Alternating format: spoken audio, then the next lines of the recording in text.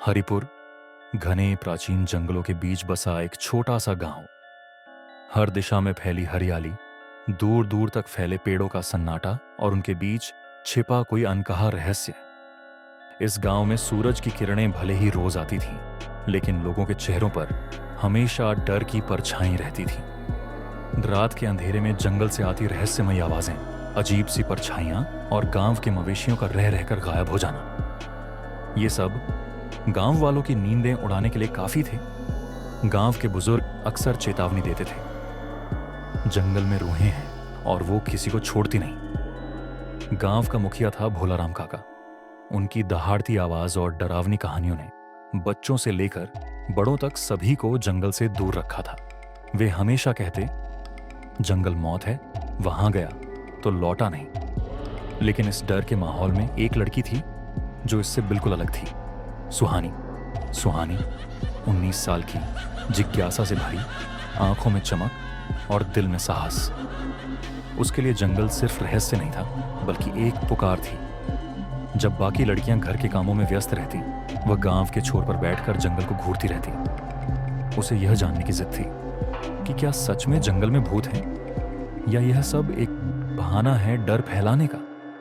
एक दिन सुबह तड़के, जब गांव गहरी नींद में था, सुहानी अपने झोले में थोड़ा खाना और कुछ जड़ी बूटियां लेकर जंगल की ओर निकल पड़ी। वह जानती थी कि यह उसका सबसे साहसी कदम होगा। जंगल में कदम रखते ही वह एक अलग ही दुनिया में पहुंच गई। पेड़ों की सरसराहट, दूर से आती पक्षियों की आवाजें और हवा में घुला एक रहस्यमयी कंपन, सब कुछ उसे आकर्षित कर रहा था। चलते चलते अचानक एक तेज आवाज ने उसे चौंका दिया।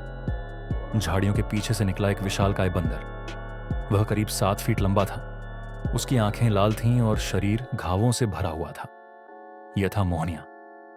डरने के बजाय सुहानी उसकी आंखों में झांकने लगी। वहां न क्रूरता थी, न हिंसा, बस दर्द। वह उसके पास गई। बिना डरे उसने जड़ी बूटियां निकाली, घावों पर लगाई और अपना खाना उसे दे दिया। मोहनिया ने सब चुपचाप स्वीकार कर लिया। यहीं से शुरू हुआ एक अनोखा रिश्ता। सुहानी हर दिन जंगल में जाती और मोहनिया उसका इंतजार करता।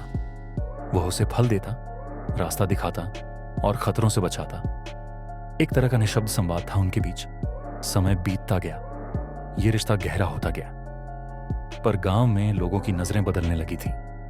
फिर एक दिन गांव में सुहानी की शादी तय हुई। यह एक सम्मानजनक रिश्ता था। लड़का पास के शहर से था, लेकिन बारात आने से पहले कुछ भयानक हुआ।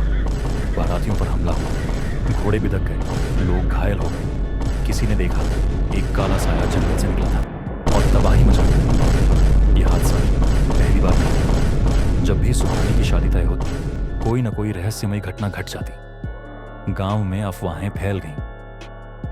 लड़की अपशकुनी है, जंगल की बला इसके पीछे है। पर सुहानी जानती थी कि यह सब किसने किया था। वह समझ चुकी थी कि मोहनिया किसी वजह से यह सब कर रहा है, लेकिन क्यों? यही सवाल उसे अंदर तक तोड़ता था।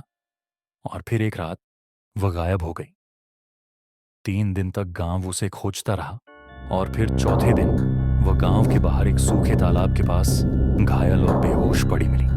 उसकी आंखों में अब भी रहस्य था, गहरा, अनकहा और दर्द भरा। गांव वालों ने सवालों की बौछार कर दी। कहाँ थी? किसके साथ थी? ये बच्चा किसका है? हाँ, सुहानी अब गर्भवती थी।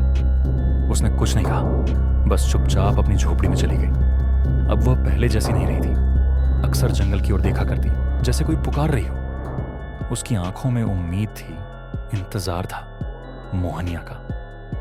गांव वाले अब खुलकर उसे बदनाम करने लगे। उसने किसी राक्षस से संबंध बनाया है, वे कहते। पर सुहानी को परवाह नहीं थी। वह जानती थी कि उसका रिश्ता शारीरिक नहीं, आत्मिक था। उधर जंगल में एक ऊंचे टीले पर बैठा मोहनिया हर रात चांद की ओर देखता। उसकी आंखों में भी इंतजार था सुहानी के लौटने का।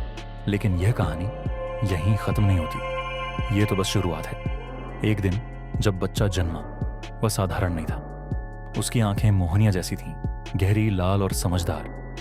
गांव में हड़कंप मच गया। लोग डरने लगे कि यह बच्चा कोई अनहोनी का प्रतीक है। पर सुहानी उसे प्यार से पालने लगी। वह जानती थी कि बच्चा विशेष है और वह उसे इस नफरत भरी दुनिया से बचाना चाहती थी। कुछ वर्षों बाद जब बच्चा 4 साल का हुआ, उसने पहली बार जंगल की ओर देखा और मुस्कुराया, जैसे उसे पुकार मिल रही हो। सुहानी समझ गई, खून में जो है वह कभी मिटता नहीं। अब उसके सामने दो रास्ते थे, या तो वह गांव वालों की घृणा और डर के बीच बेटे को बड़ा करे, या फिर उसे उस दुनिया में ले जाए जहां से वह सब शुरू हुआ था, जंगल। एक रात चुपचाप वह अपने बेटे को लेकर जंगल की ओर चल पड़ी। चांदनी रात थी और पेड़ों की परछाइयां रास्ता बना रही थी। जैसे ही वह उस पुराने टीले तक पहुंची, एक जानी पहचानी आहट सुनाई दी। पेड़ों के पीछे से मोहनिया निकला, अब पहले से बूढ़ा, लेकिन आंखों में वही चमक। उनकी आंखें मिली, कोई शब्द नहीं बोले गए, फिर भी सब कह दिया गया। बच्चा मोहनिया की ओर दौड़ा, जैसे उसे पहचानता हो, और फिर अंधेरे जंगल में तीन परछाइयां मिल गईं। हरिपुर वालों को फिर कभी सुहानी नहीं दिखी, लेकिन अक्सर जंगल से हंसी की आवाजें आती। कभी कभी एक छोटी परछाई भी दिखती जो पेड़ों के बीच कूदती फिरती। कहते हैं जंगल अब शांत हो गया है, डर अब वहां नहीं रहता। शायद क्योंकि अब जंगल को वह मिल गया है जिसकी उसे सदियों से तलाश थी, एक परिवार। और वो बच्चा, कहते हैं वो अब जंगल का नया रक्षक है, एक ऐसा रक्षक जो इंसान और जानवर दोनों की दुनिया को जोड़ता है। यही है मोहनिया और सुहानी की कहानी, एक प्रेम कथा जो डर, रहस्य और आत्मिक संबंधों से बुनी गई थी।